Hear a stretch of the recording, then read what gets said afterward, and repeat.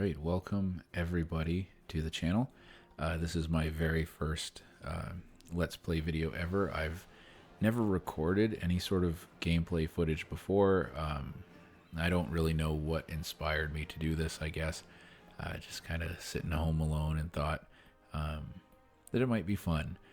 So tonight I've got loaded up here CK2.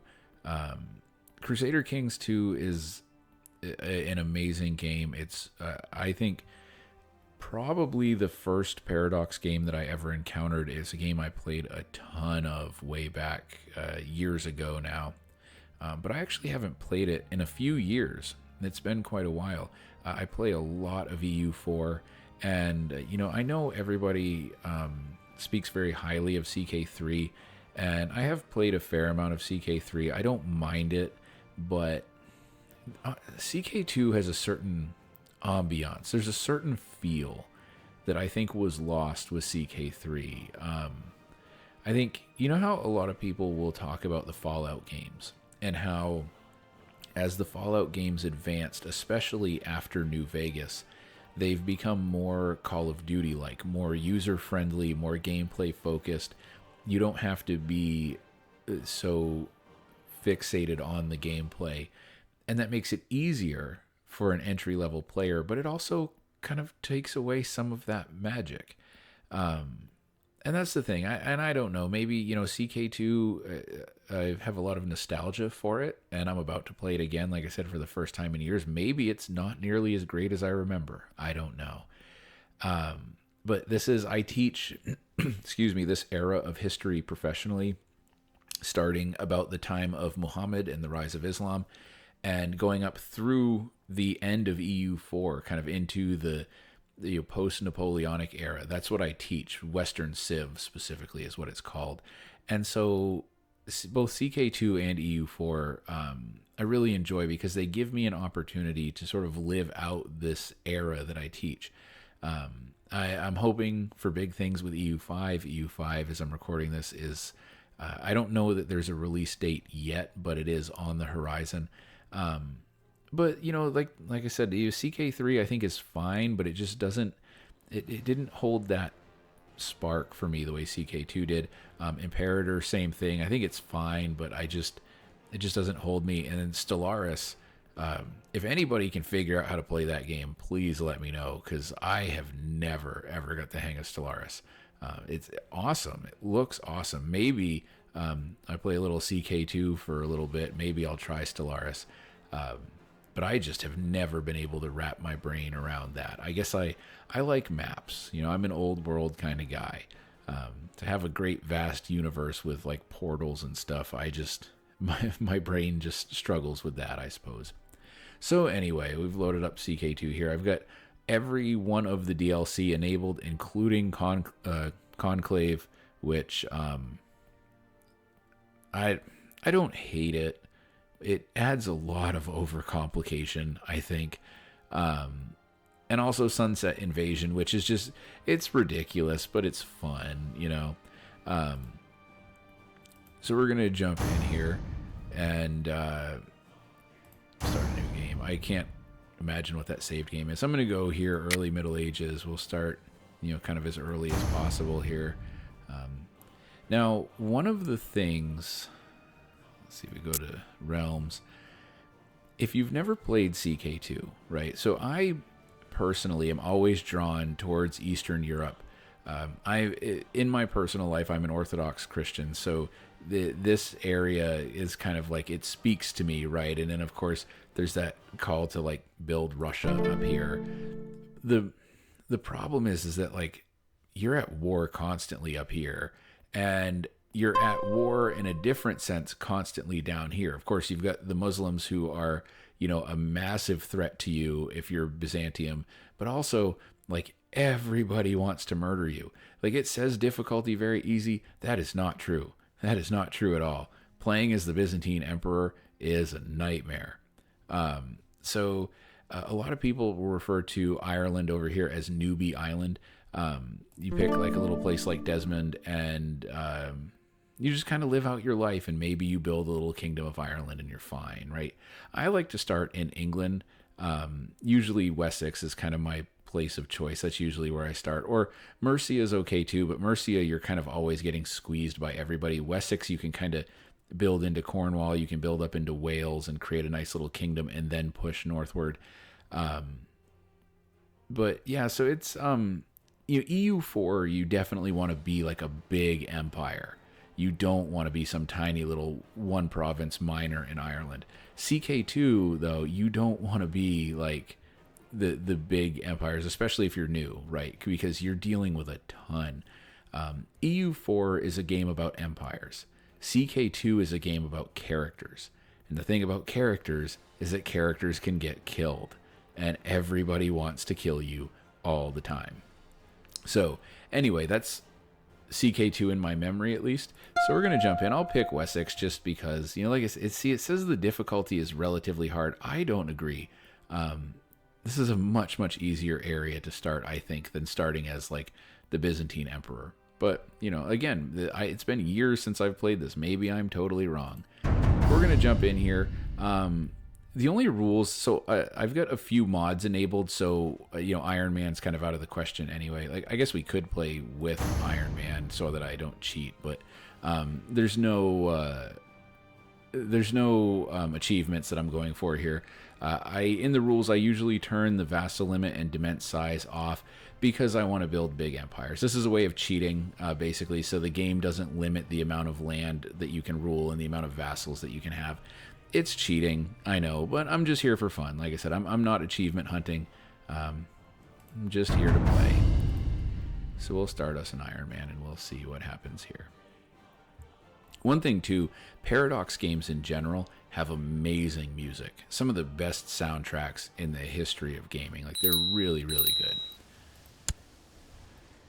All right, so we are an Anglo-Saxon Catholic. It's been a long time. When I first started playing, they didn't even have this kind of stuff at the beginning. So we're playing as an Anglo-Saxon. No real special features. We're white Europeans, basically. We're Catholics, so a very ancient branch of the Christian faith. As the game starts here, there's no Protestants yet. There are some Protestant-like heresies. You can become a Lollard or a Hussite or something like that. But in general, this game ends before the Protestant Reformation. So basically, for Christians, there are Catholics, there are Orthodox. I believe the Coptic Church is represented down here in Africa, down in this area. I'm not actually positive about that. I should try playing down here sometime. I really don't. I don't do a whole lot with Africa in CK2. I should. Maybe next time. Maybe next time. But we are playing here as Wessex. So the very first thing we need to do is we need to pick a character focus. So before we do that, we're going to see what we're good at and what we're bad at. So we're good at learning. And that... Whoops. We're good at learning, but not so good at... we're okay at stewardship. Generally speaking, the higher the number, obviously, the better. You really want the number to be over 8. Right. If the number is like less than 8, it's something you're really going to struggle at. So we're not very good at intrigue. Intrigue right now is not a huge deal. What we need starting out is money. So stewardship is not a great area for us. So we can go rulership or we can go do business. They're both good. Rulership gets you a +3 to your stewardship right out of the gate. Business is a +2. City vassal opinion goes up. The biggest thing is that with business, you'll get business deals to make money. They don't always work out, but when they do, you can usually make quite a bit. So I'm going to go with that. We have a wife, we have an heir, so things are pretty stable. We're paranoid. That's not a huge deal as far as negative traits go. We're kind. Which makes us likable, but it also makes it so that we're more trusting, which is a weird thing to go with paranoid. So we're more likely to get taken advantage of, essentially. We're patient, which is good. We don't do things rashly, and we're just. That's also a good trait. We don't just arbitrarily do mean things. So we also need an ambition. So for our ambition, we could create a treasury. We could, make a friend. See the realm prosper is an ambition that I really don't like, because you can't go to war for 5 years, and I've got some war to do. And then, of course, build a war chest. Again, I generally am just going to go with become King of England, because that's what I want to do. I want to become King of England. We've got some important decisions. Let's see. The Bible decisions. These are from a mod that I have, so you can create Bibles. We're not going to worry about that right now. The biggest thing we need is to recruit a court physician, because disease is going to happen, and we are going to get sick. So we send somebody out to try to get us a physician. Now, our heir is unmarried. That's not good, because we want to have grandchildren. He's also chaste, which is not good, because it means he's not going to want to be doing the deed, and we want him to be doing the deed, because we need grandchildren. If your bloodline comes to an end in this game, the game is over, right? It doesn't really matter if everything gets taken over. Mercia could come in and just completely dominate my kingdom, and I can stay a vassal of Mercia, and I can keep playing until the end of the game. But if my bloodline ends, that's it. So he is, let's see, he's 19, so he's a good young man. We're going to try to find him a wife. And what we're going to do, let's see, is we're going to look for somebody who's lustful, right? Because lustful overtakes the, it'll balance out that chaste trait. Now, we have somebody here who is an iconoclast. Now, she's 11, so she can't marry yet, but what we can do is we can arrange a betrothal between them. So when she's old enough to marry, they will get married, and hopefully her lustfulness will balance out his chasteness and give us an heir. You can also, you can do that with any trait. So, you can look for traits like genius. And there, of course, there are none available right now, but so you can try. You can, in this game, you can selectively breed your heirs to try to breed in good traits and breed out bad traits. Like, stubborn is kind of it's not a bad trait, but it can be a difficult trait. Indolent is, that's a good trait that helps. It's weird because it seems like they shouldn't be, but it makes them more prone to intrigue. So they're better at listening to what's going on and getting information and that sort of stuff. So our heir is currently unmarried. This will stay here until we unpause the game, so that, and then we'll find out if they are willing to accept the betrothal or not. We can create the Duchy of Somerset, but I don't have enough money for that yet. We have a son who does not have any land, so let's see, we can grant him a title. I'm doing something small. We'll give him Bath. There we go.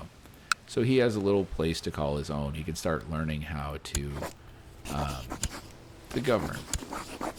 And we're going to set Crown Focus. I don't actually really know what Crown Focus does, but it does something. And so I always kind of set it in my capital just because. And so now, as you can see, we've done a whole lot of stuff. We can check out our laws here. Our laws are basically what they can be for now. We can try to increase our centralization a little bit. So they improve the centralization law. Beyond that, we're ready. So we're just going to unpause the game. I like to turn the speed up a little bit. Okay, so that guy doesn't want his daughter to marry my son. That's a shame. So let's pick another one.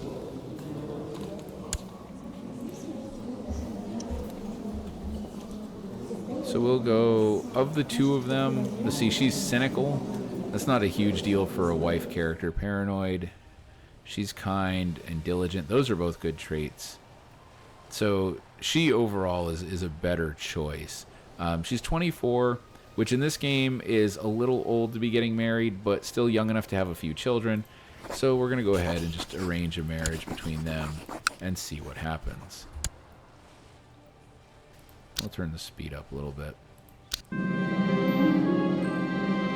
Nearby village, lacks formal schooling. He's a raging alcoholic. But he can cure any ailment.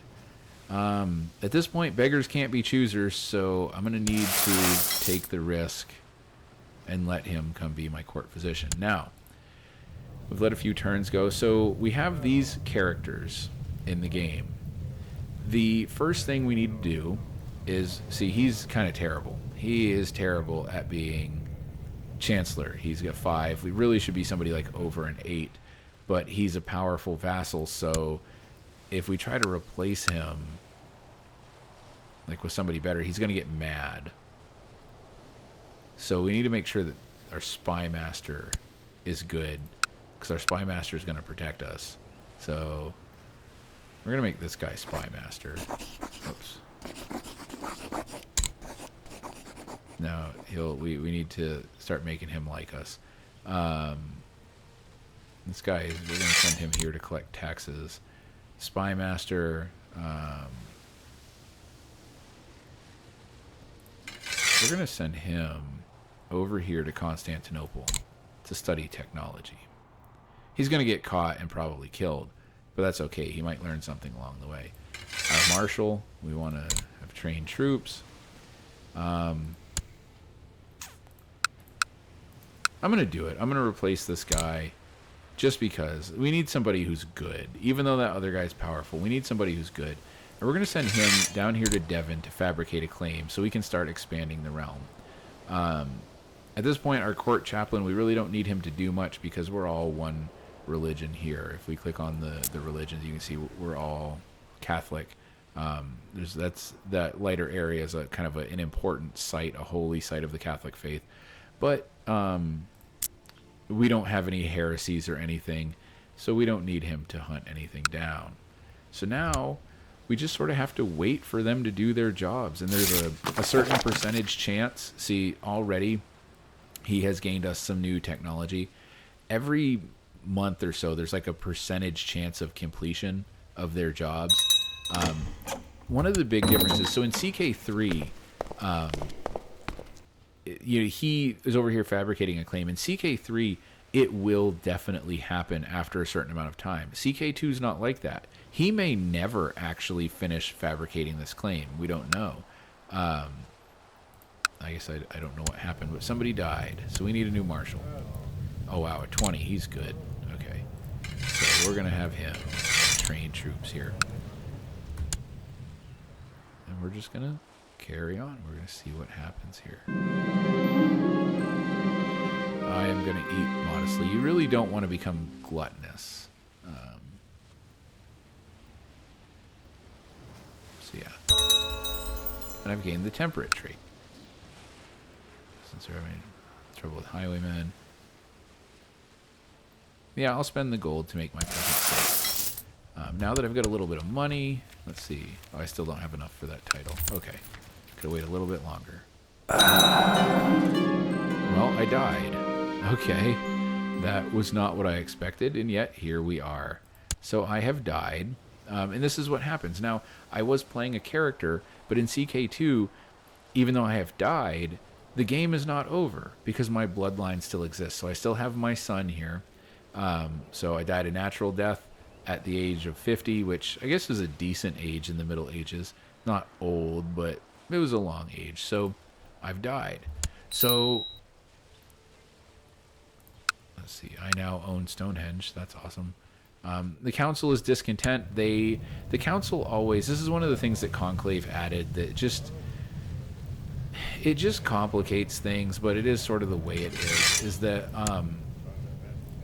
when the ruler changes, they get discontent for some reason, like they didn't know that there were heirs and that sort of stuff. Let's see, my heir. So I do have an heir who is my bloodline. So the game won't end if I die right now. But it would be really nice if I had a son. That would solidify things.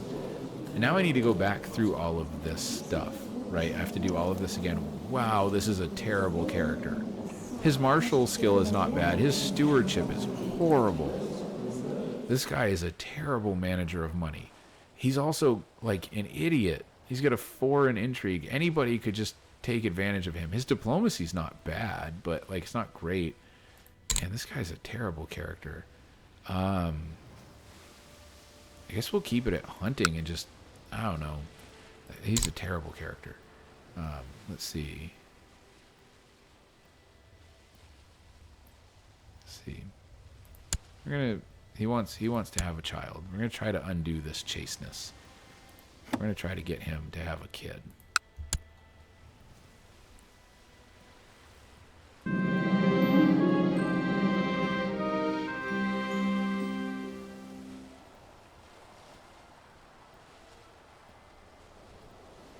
Let's see. See, again, he's saying, like, so these women keep throwing themselves at him, and he keeps saying no.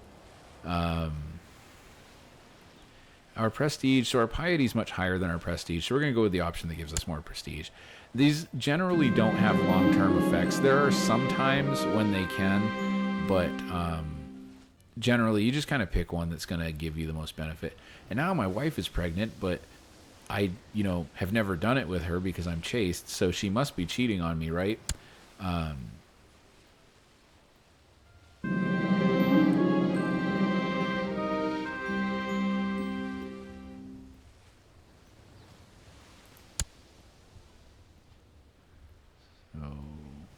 Oh, yeah, we gotta reset this.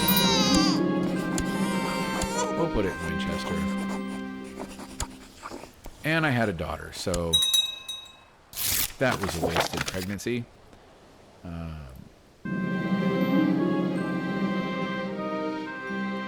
I guess she didn't, cheat on me because she was able to take communion. And I didn't really, I joke. It's not really a wasted pregnancy because daughters can always be married off to important people. So, they have some value. Let's see. Yeah, I'll train my dog. Somebody died. Chancellor. I'll give it to this guy. Seems good. We're going to keep trying to fabricate a claim here. I'm going to go ahead and create the Duchy of Somerset. It's going to give me a little more prestige, a little more claim.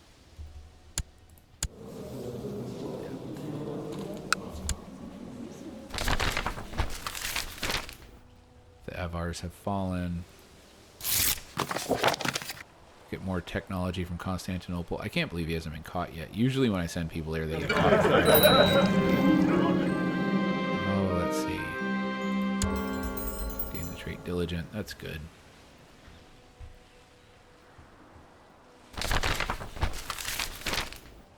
The white stag. So this is an interesting thing too about CK2 that's different from EU4.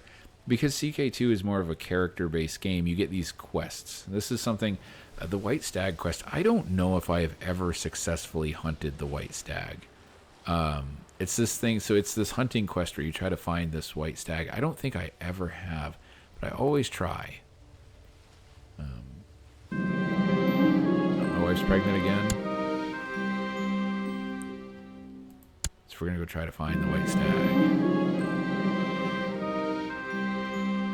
My wife wants food. I'm going to make sure she gets it all because we have money.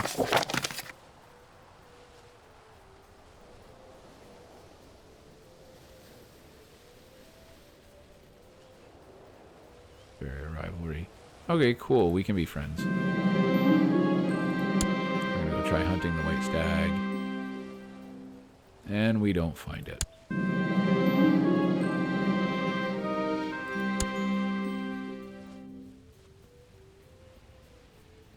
Now my wife is getting big.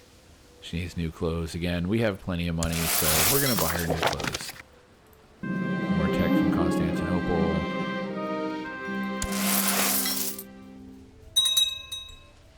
So let's check on our technology level. So technology, so not EU4. CK2 is a game where technology really doesn't matter all that much. In CK3 it sort of does, but in CK2 it really doesn't. But you do always want to put time into military organization. Improved keeps is also a good one. And legalism, that's a good one because it lets you change your laws and stuff to more centralize your realm. Oh, and now we have a son. That's great. We have a son. So we have an heir. Yeah, we can play. So with our son, we can assign him, even though he's still a baby, we can assign him a guardian. And so we can decide, what do we want this guy to be? Do we want him to be a great soldier? Do we want him to be a great steward? Do we want him to be a great diplomat, a great spy, a great priest? I usually go with stewardship, just because I like guys who can make money. Now, one thing you have to be careful of, though, is you'll notice here, the guy with the highest stewardship here at 12 also has a very high martial skill. That's something you can't really get around in CK2. It doesn't give you the option of what you pick. You just pick the guardian. So in this case, even though he is objectively a stronger character, if I want to train my guy specifically to be a steward, I have to go with Wilgaff, because if I send him to Wuthred, he'll end up he'll gain martial training more than that. Of course, the other problem is that Wilgaff is a detached priest, so he'll probably end up with priest training. This guy's a thrifty clerk, so it's. I'm gonna go with this guy. Just see what happens. Worst that can happen is I lose.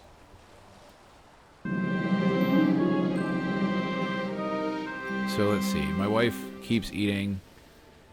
She's going to get rotund. I can tell her that, she's getting plump and I don't like that and hurt her feelings. Or I can, let her take care of herself. And she already gave me a son, so I guess she can do whatever she wants.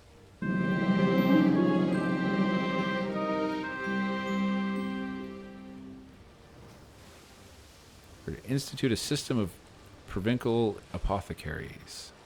The health of your subjects would be greatly improved. Yeah, we've got plenty of gold. We can do that. This peasant is a productive peasant. My spy master died. That's sad. Let's appoint a new spy master. Not that guy. Okay, so this is where the character stuff comes into play, and why I was saying, like, it's really hard to play some of the bigger characters because a lot of people want to kill you. So this guy is the best possible spy master. He's also a powerful vassal who is angry at me because he's not on my council, and he hates me. Now, I have two options, right? I can pick one of these guys to be my new spy master, but they're not as good as he is, but they also don't hate me, so they're less likely to kill me. But they're also less likely to stop him from killing me. He wants to be on the council. He's angry that he's not, and he hates me. If I put him on the council, that is going to go up quite a bit, so he won't hate me nearly so much. And then maybe I can give him some gold or something, and that'll make him happy, and then he might not hate me anymore. So if this wasn't Conclave, right, if I didn't have Conclave enabled, I wouldn't pick this guy at all because he hates me. But because of the way Conclave works, if I pick him, there's a chance I can win him over, and he'll be the best possible spy master here and not murder me. So let's just see what happens. See, it went up. It was negative 59. Now it's negative 7. We'll go ahead and send him a gift.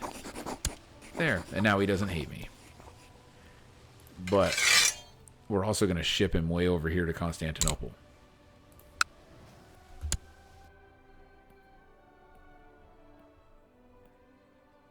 I missed the music. Paradox games have the best music. Alright, let's go see if we can find this white stag.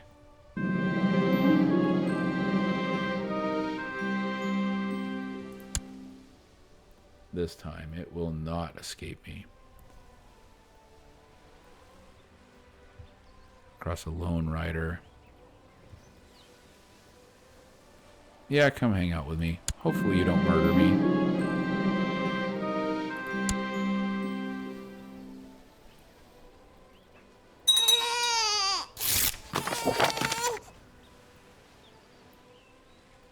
All right. So, at long last, this guy has fabricated a claim.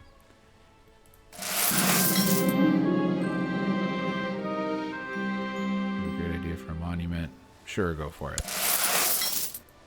So, he has fabricated a claim. That means we can go to war for Devon. So what we're going to do is we're going to send him over here to start working on that. He lacks a focus. What do we want him to grow up to be? Oh, his stewardship is terrible. He should focus on thrift. We'll see. We'll see what happens. All right. So we can go to war now with this old guy. Now, we can claim Devon. But before we do that, we want to take a little peek here. Now, I already know what the score is. I know that I can win this war. But he has 685 soldiers. I have 1457. Right. You always want to check that. You want to make sure you know what you're getting into. Or you can end up in a bad way. So, we're going to declare war. We're going to claim Devon. Send. Right. Now we're going to raise our army. And we're going to draw it all together right here, away from the border. While those guys are going to war, my son wants to play with me. That's fine. Now, this is another thing that doesn't really happen. I guess EU4 has generals, but it doesn't really have characters like this. So, whoops, I guess we'll put him there. We'll put him in the center. The truth is, in CK2, if you have more soldiers, you're probably going to win. That's just the way it is. But you, in general, want to have commanders who are commanding the wings of your armies. Right now, like, I'm commanding, you want to be careful with that because, like, I could die in battle here in a moment. But we're going to see what happens. We're going to smash his army.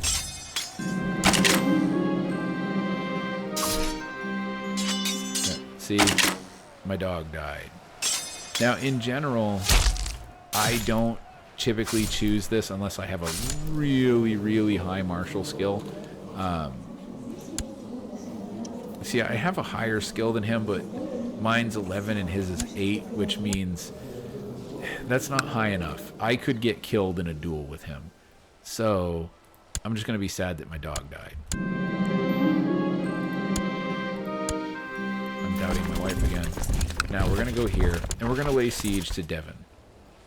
You can do things like you can attempt an assault, you can rush and stuff. In this case, I'm not going to do that. There's no need. I'm going to let these guys just lay siege because his army here is not going to attack me. I've got him heavily outnumbered. He's not going to attack me. So,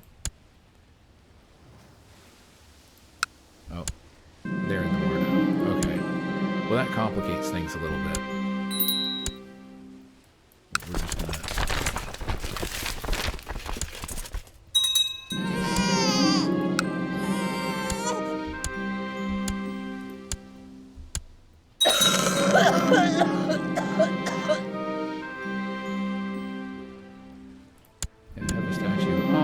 died. That's sad. Call for my court physician, try to save my son. See, like, stuff is always going on. Alright. Now we're going to go over here and we're going to smash these guys.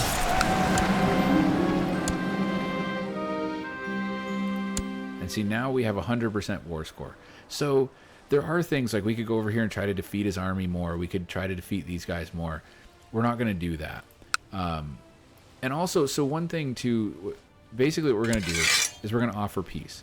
Now, in EU4, or sorry, not in EU4, in CK2, the only thing you can do is enforce your demands, right? I cannot take extra land from him. I cannot punish these guys for going to war. It's nothing like that. So all I can do, I declared war for Devon.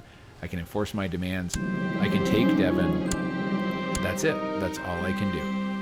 And now there's a truce between myself and the King of Cornwall, so we cannot go to war for a while. I'm going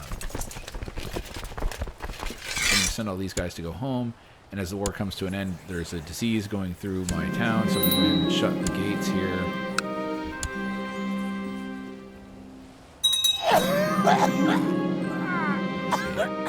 Well, I don't know who he was, but it sucks to be him. Court physician informs me that this guy is suffering from the current epidemic. Yeah, let's help him.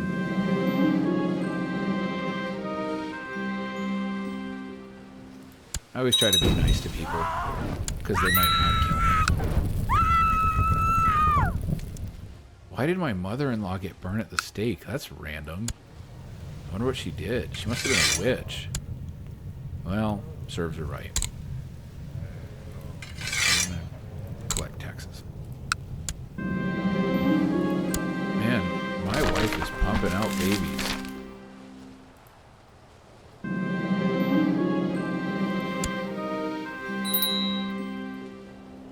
Yeah, let's eat some rats.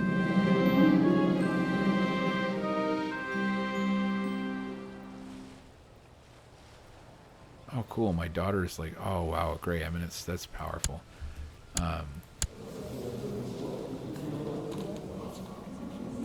Let's give her a childhood focus. Let's make her a court lady.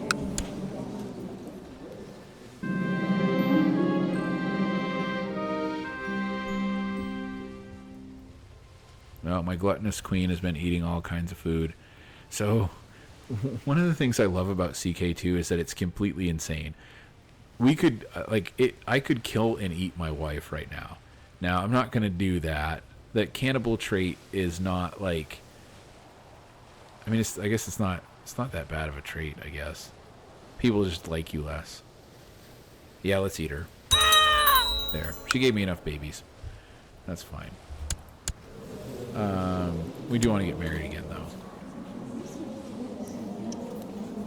How about to somebody old enough?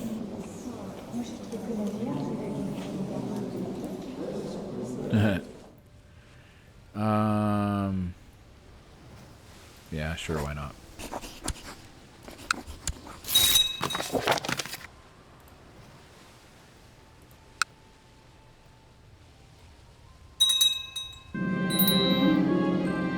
The court chaplain died.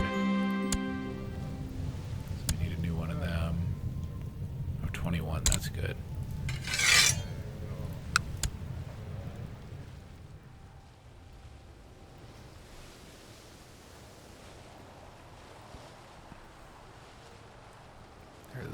Looks like the disease is finally abating. So what I usually do, I don't actually understand the disease mechanic perfectly well, but I kind of wait until there's not any disease in contact with my capital, and then I raise the gates. I guess just in case.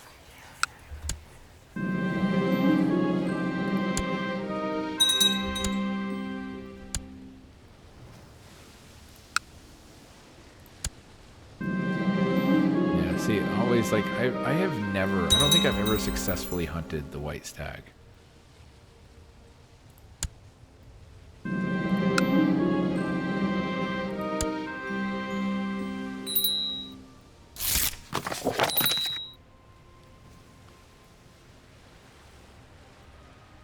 Yeah, so now my spy master has been arrested by the Byzantine emperor. So, you know what that means. We've got to send another guy to Constantinople.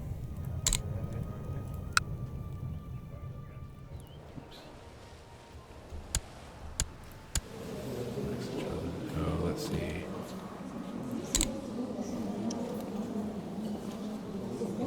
We're going to try to turn him into a steward. Oh, cool. I didn't realize they were twins. My two sons are twins. That's awesome. We should make him a warrior.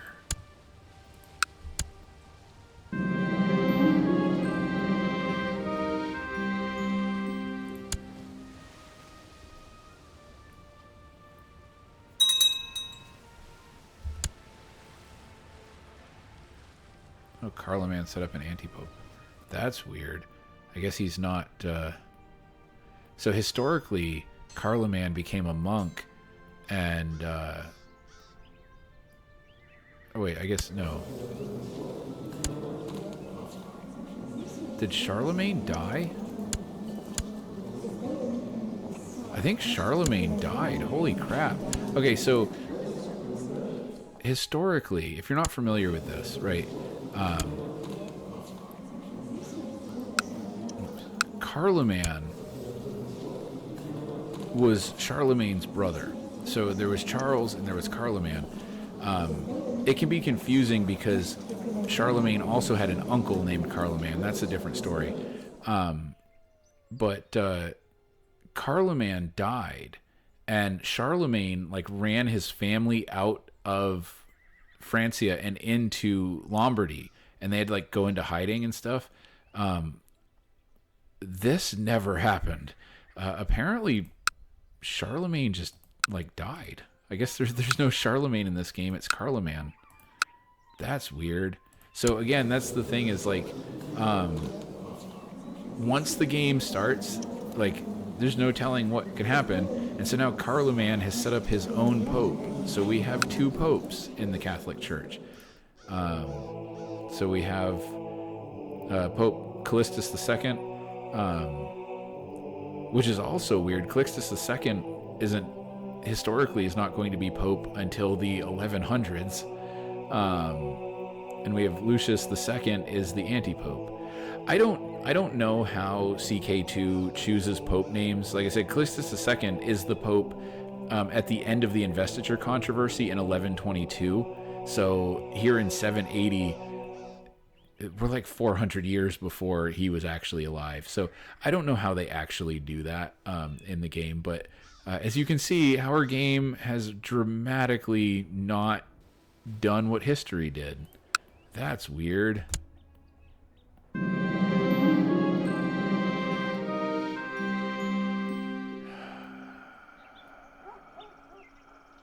You know what? So as a father, like an actual real life father, yeah, you're going to have to learn to live without your toy, you jerk. You can hate me forever, but yeah, well, so he becomes fussy anyway. Well, we'll have to beat that out of him later.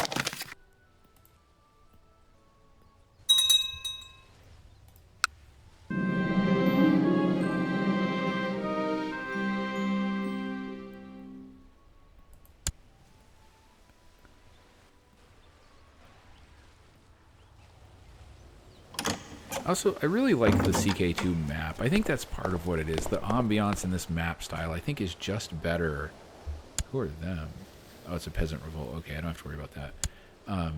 It's just better, I think, than the CK3 map. I just like this game better. See if we can find that white stag. I might go back to CK3. Like when it gets to this point, the way CK2 is, where all of the DLC is just like given away for free because they're not supporting the game anymore, then I might. But for now, like I don't know. I like CK2 and EU4.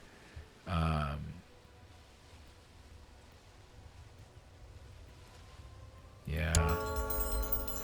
The arbitrary trait, you never want to pick a decision if you don't have to that gives you arbitrary, because it can really mess up your gameplay.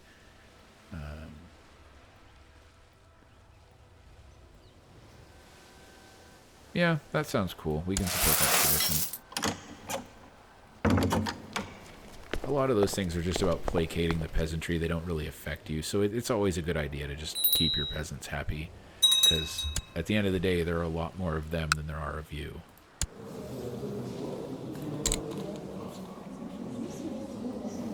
What should we turn you into?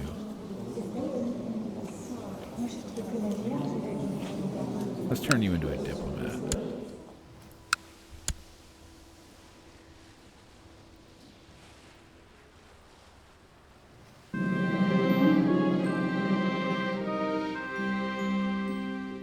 Been up all night. It's best interest not to work so hard, lest you collapse from exhaustion.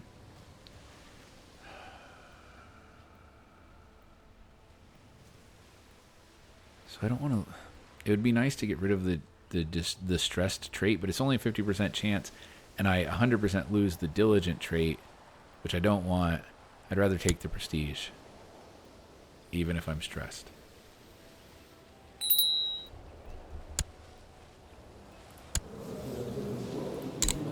You need to learn something. You're going to learn to be a spy. But he had a kid, that's cool. Is there another... I guess there is an epidemic.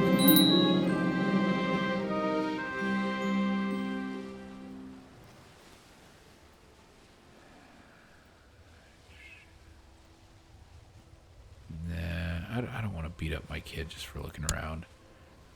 So this is another thing.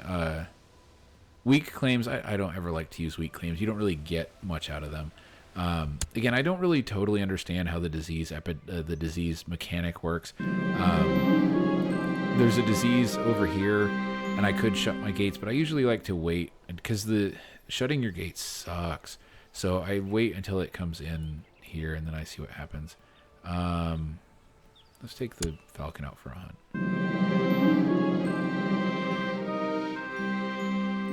Yeah, okay, let's write poetry. I always find it funny, like, I'm much more of, like, my dad is like this, he's this big dude, he's like 6'3", he's this big outdoorsman, you know, hunter, and, carpenter, and all of this stuff. And I try to be like a manly man like that, but at the end of the day, if my choice is falconry or poetry, I would probably choose poetry too. And my son's a lot like that. My son is like me, like he loves the idea of adventure in a book from the safety of his armchair. So I guess this character is like me. He kind of likes the idea of adventure, but at the end of the day, poetry. Except when there's a white stag. We gotta kill that white stag. All right, so we have another claim. So at this point, it's been long enough. So let's see. So we actually don't have a truce with these guys anymore. It looks like the old king died, and it's been long enough. So we're gonna send to fabricate a claim. Go fabricate a claim. Cornwall. And we can now claim this place. So we're going to go ahead and declare war on Gloucester. One of the things, that, if you're not aware, the reason I declare war first and then raise my army is it doesn't let you declare war when you have an army raised. It's sort of a, I guess, a fairness thing.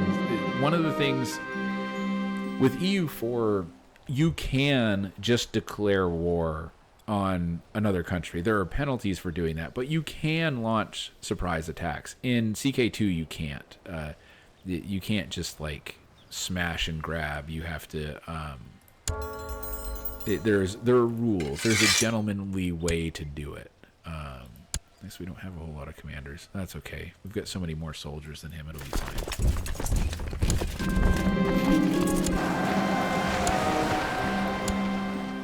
I'm apparently hunting a white stag and so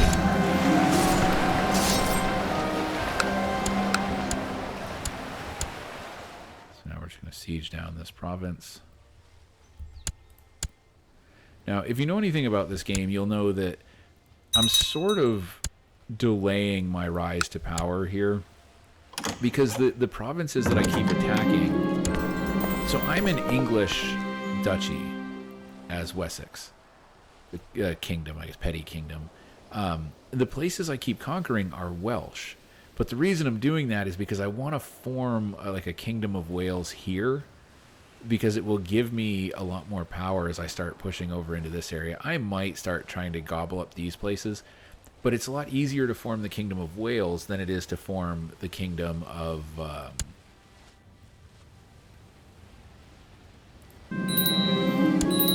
than it is to form the Kingdom of England. It takes a lot less work. So I like doing that because then you get the bonuses of, you know, creating Wales.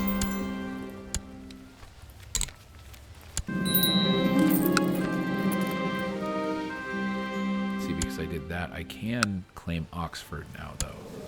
It's a ducal claim. Let's see. 1.9. We're pretty evenly matched. I'm very sick. I'm probably going to die.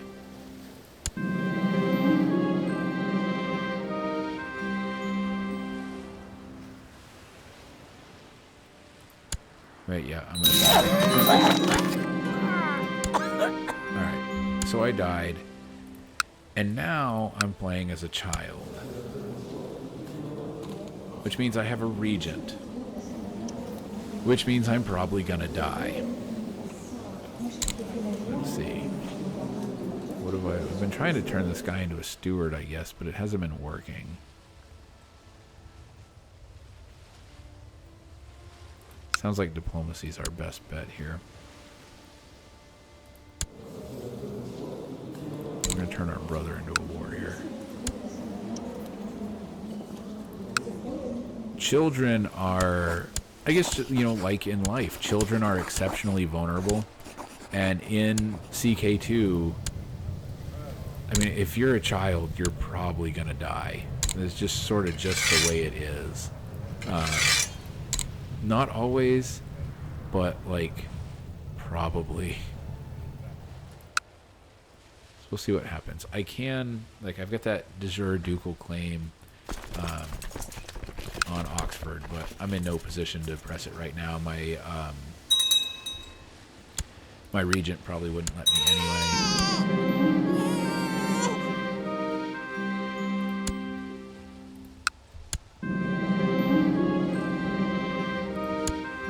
Doesn't really mean anything. So they're accusing my bishop of being an apostate. This man performing rituals cursing their fields. He's obviously a warlock. So this is another thing where the game kind of gets you, because in modern sensibilities, right, we would generally be opposed to witch burning, but all three of these, which are the more humane options, are bad options. The only thing we can do is burn this dude at the stake. That's the only, like, positive outcome. Sorry, homie. Shouldn't have been in that field.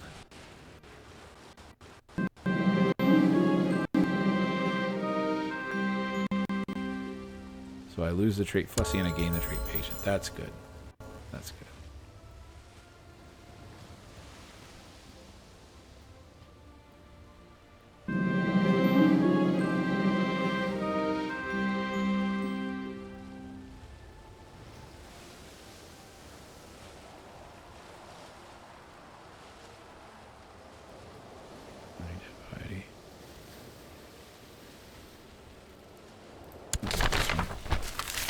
So the iconoclasts have won. I mentioned at the start of this video that I'm actually Orthodox. I'm not Catholic, but this is a huge deal in the history of the Orthodox Church. In real life, the iconoclasts lost, and the Orthodox faith in its use of icons was retained.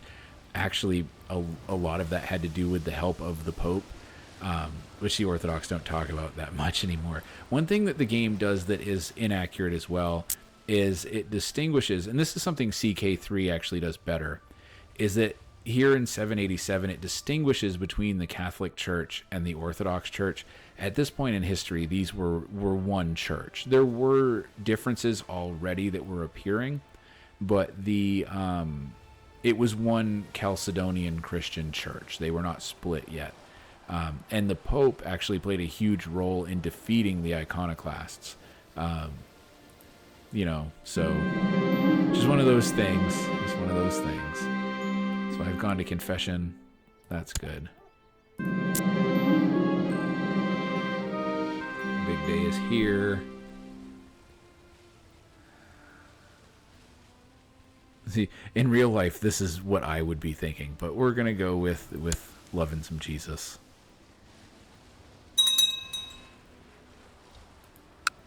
Surprised I haven't been murdered yet. How old am I? 13. I'm not aware of anyone trying to kill me, but they certainly are. Somebody is almost certainly going to murder me.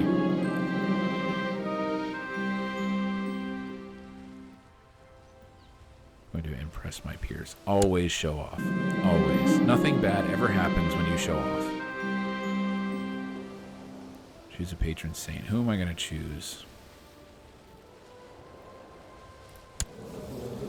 I guess we'll go with the diplomacy, because, yeah, we might as well just throw ourselves all into this. So, good old Leo the Great.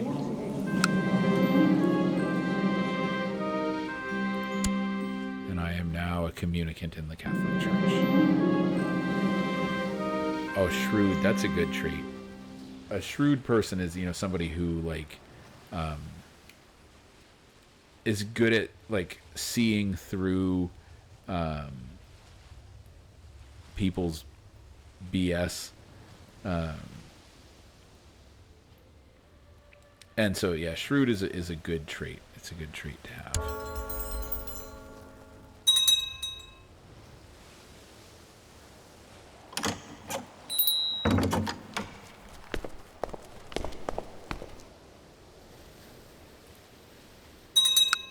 Whoops. I didn't see what that... So my spy master died. Let's see, you need a... Whoops, not that one. You need a childhood focus. What are you good at? You're better at diplomacy, I guess. You're going to be a diplomat. You need a good spy master. So this is where, again, it gets dangerous. Okay, he likes me now. We're going to send him to Constantinople. Always send everybody to Constantinople.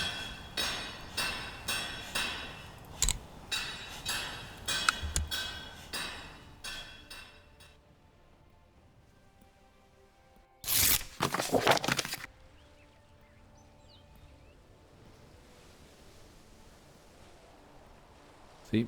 Always send people to Constantinople. Oh, cool. I grew up. That's unusual.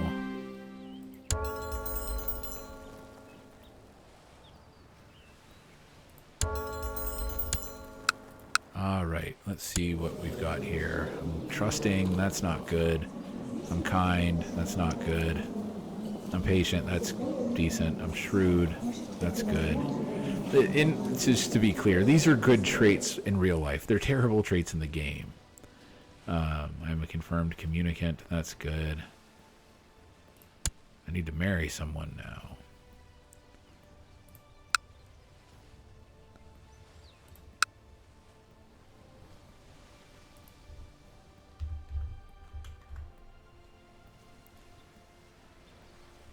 So they're both lustful, but they're also both gay, which it's bad in the game. Okay, again, I want to make it clear, I'm not making any commentaries, but it undoes the benefit of the lustful part, because they want to sleep with people, just not with me, right?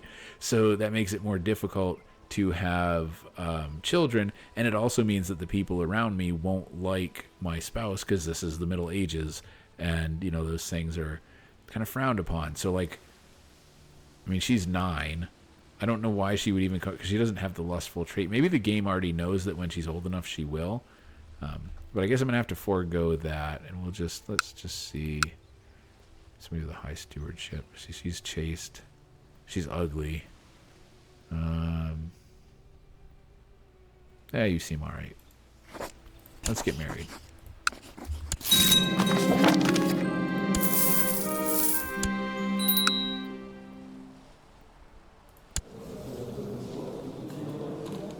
Pick an ambition here. Become King of England.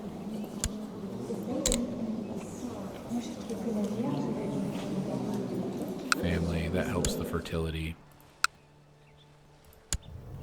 We're going to get us a new spy master again. I don't know why I have to keep telling you guys this. Go to Constantinople.